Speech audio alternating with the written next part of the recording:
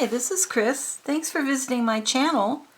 This is part 2 of making a junk journal from a grocery bag, and we will be decorating the pages inside and out.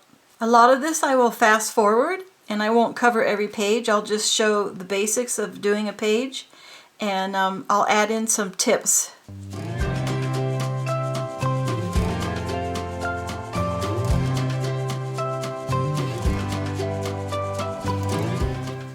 I've decided on my cover. This will go right here. This will go on the flap.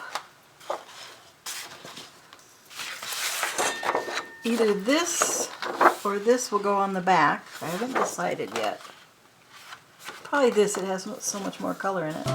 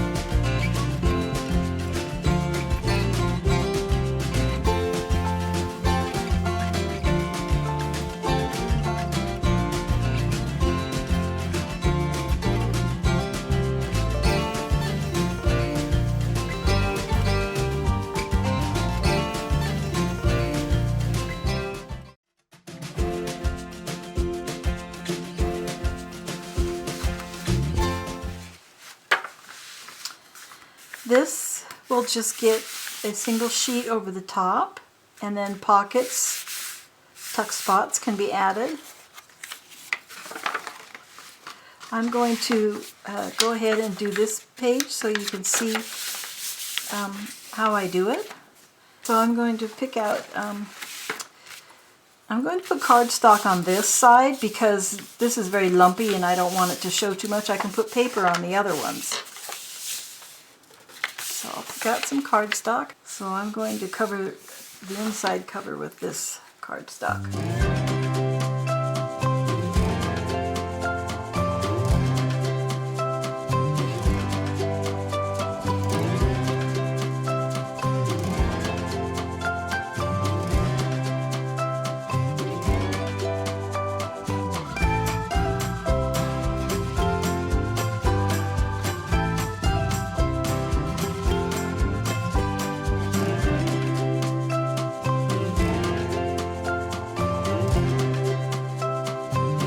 This paper here that seems to go with the rusty color. It's not too bright. It's got this nice darkened edge. So I think I might use that for my pocket.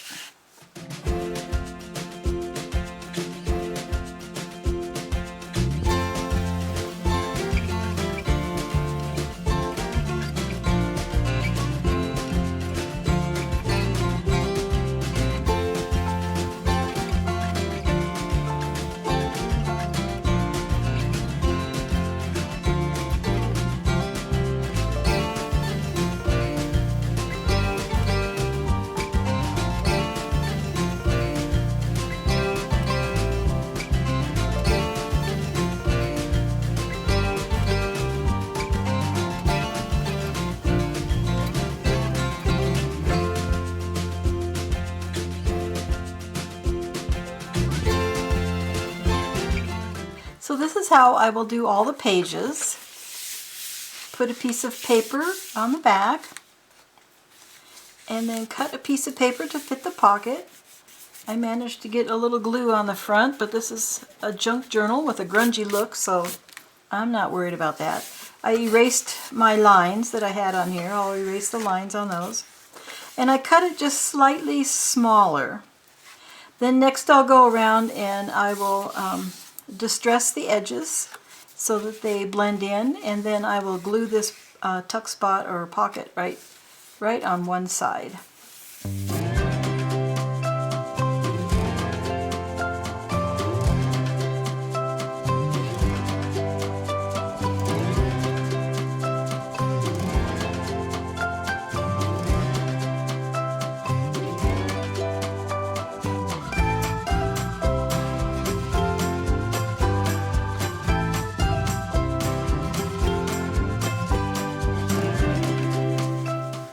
Here's a tip when using art glitter glue. Art glitter glue doesn't give you a whole lot of time to work with your paper.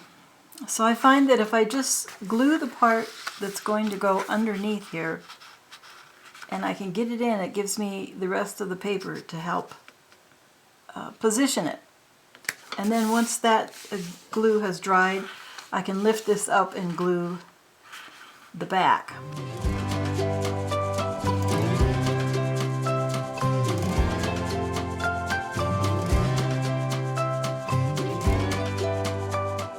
Also, I'm cutting slightly smaller than my page. This helps to keep things from impinging. Gives it a little bit of a border.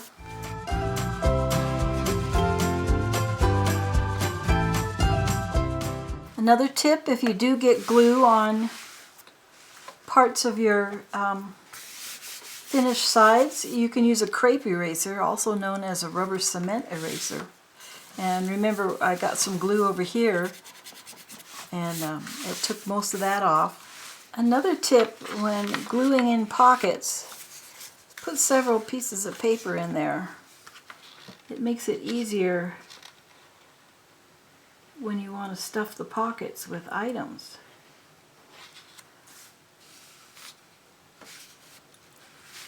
Gives them a little bit of room. And now what I can do is I can take my leftover grocery bag and I can cut more pockets. I can make a slip-in pocket, or I can make a side tuck pocket. So it depends on how I plan to use it. I'm not really sure yet how I plan to use it. You can put a pocket here too. This goes in here.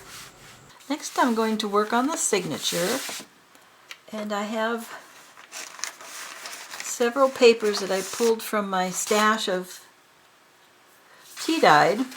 This is 28-pound paper. It has a sort of a bluish tinge to it. This is one that I just threw things at. It's 8.5 by 14, so I like to include at least one of those. And these two bluish ones, I think this was a rose and hibiscus tea. Came out with these bluer colors. This one was not soaking as long as the other one. And then this one, that one might be coffee or tea. This has some turmeric splashed on it, another blue one. I wanted some graph paper, so here's some graph paper I purchased at Target. It's inexpensive quad-ruled reinforced paper, 100 sheets, and I figured it would run in the tea bath because I've had that happen with other graph paper, but this one really ran. It ran so much on my first tea dye that there was no graph left, but it left a beautiful blue on some of the other papers. But these came out interesting. I did these really quick. I just brushed the tea on and then put them in the oven at 170 degrees to get them to evaporate and stop the bleeding process. But it's fun how they bled right through from the front to the back and changed the pattern of the graph, because the graph was just a regular graph. And these also have a plastic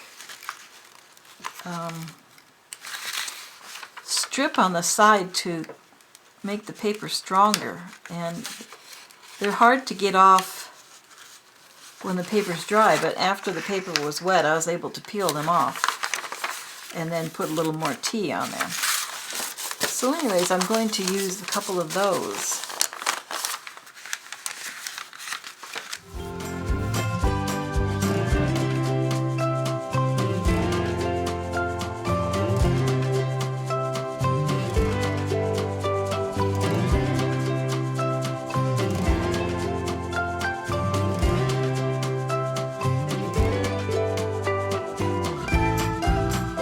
So let's see, we have 1, 2, 3, 4, 5, 6, 7, 8, 9, 10.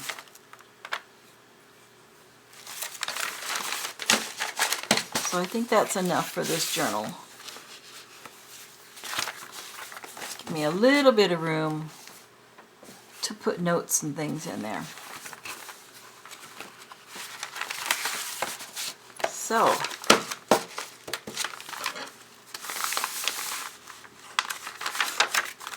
I'm just going to check those papers. I think I would like to center them a little bit. Those ones that are too short.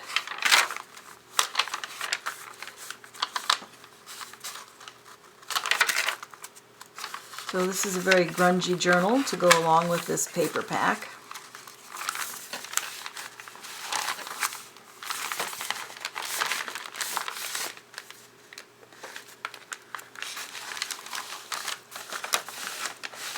And now I will clip it.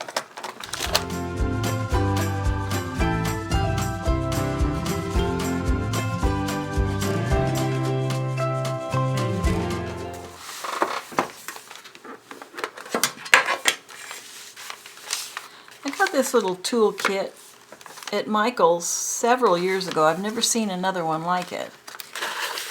It has a small owl, but it doesn't stay in. It's broken or something.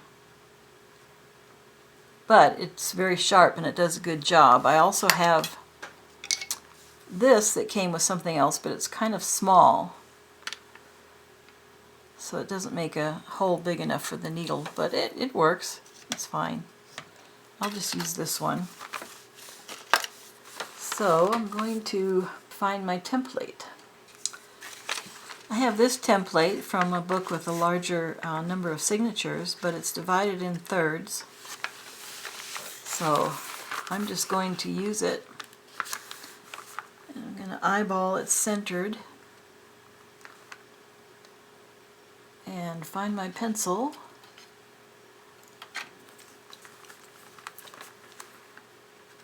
And just mark it right there.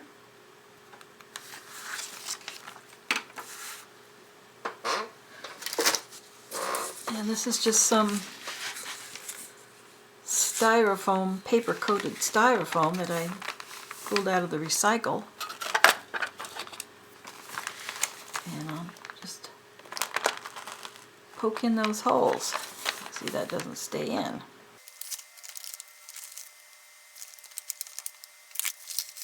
And there's my holes. So then I'll take my book. Well, my battery died, but what I did was I marked the center of this, and then I drew a line down the center. So then next I'll put in my pages. See if they're right side up, although it doesn't really matter. Center it top to bottom, and then mark where my holes are.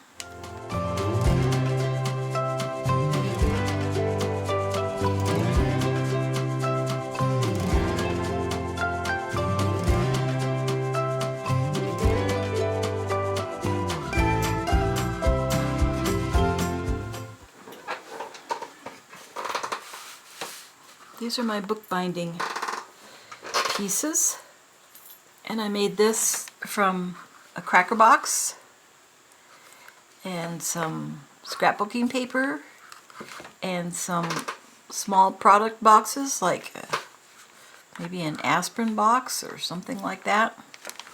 I have in different threads. I have some waxed linens. I have some button and carpet thread. I think this is also, could be button and carpet thread. They're both pretty thick. So I have to decide, do I want black? I usually use the white one, but maybe, of course I may cover this yet, so it doesn't matter too much, but I think I'll use the black.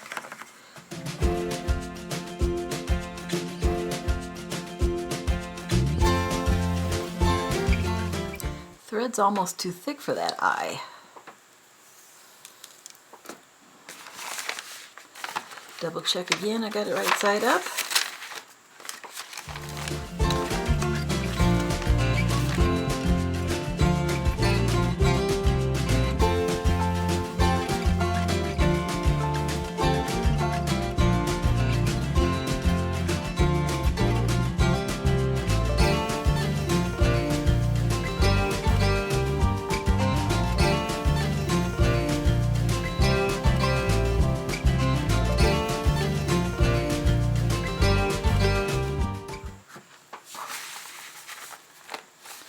And now we have a journal. So now we just need to figure out a closure because it's going to pop open. So I think I would like to do an elastic closure. There it is. Something like this. And run it through the center of this this one here, but I'm a little worried about this getting all wrinkled, so I'm going to see if I can find something to put on there to give that a little bit of strength. So I have here my antique puzzle box. This is by U-Gears, and it's a puzzle that I purchased last year and put together, and I did do a video on it, so I'll put that in the description below if you want to see how this puzzle box goes together. It's a very precise puzzle. I had to do hardly any adjusting. Sanding off little burrs was all where the laser cuts were. But this opens like this, and it opens up like so, and this is where I keep my metal pieces. So I was thinking either on top or underneath to help protect it, but I might as well put it on top. That one just matches, doesn't it? It just fits in there. But the hole's too big. I'll have to glue it on and then put in an eyelet. So that can go there. I have these pieces also, but these are plastic, so they're not as heavy.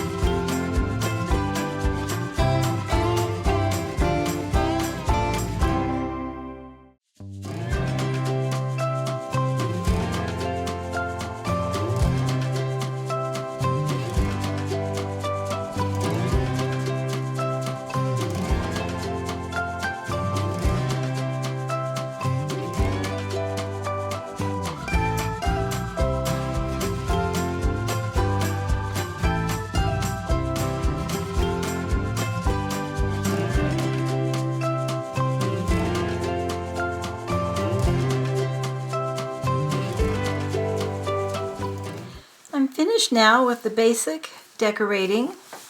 I added these, the metal gear here and the verdigris metal gear here and this plastic gear here, and I ran the elastic through the holes and I tied it in the back, and I fussy cut this gear and glued over the knot. So here we are. We have a pocket right here on the inside cover. Flips out, we have all this storage. This would make a great trip journal. You could put itineraries in here and postcards that you pick up until you decide where you want to put them in your journal. And so here are the pages. I have this one that folds out. Can either be folded out for a lot of journaling, or it could be glued here as a tuck spot. Got this interesting graph paper. All different kinds of papers.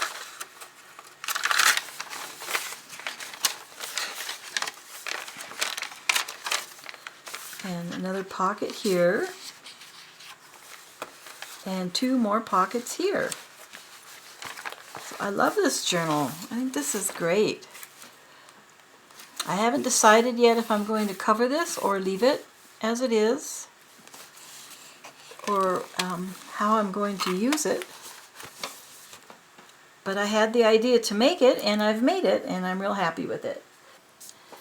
After working with this for a while, I noticed that the threads were cutting through the paper bag. I guess the paper bag isn't sturdy enough to take the pressure of the sewing. So what I did was I took my signature out, and then I glued this mousseline, I'm not sure how to pronounce it. It's a bookbinder's cloth that I found on the internet for when I'm binding books. It's hard to see because of the plastic. I'll take it out.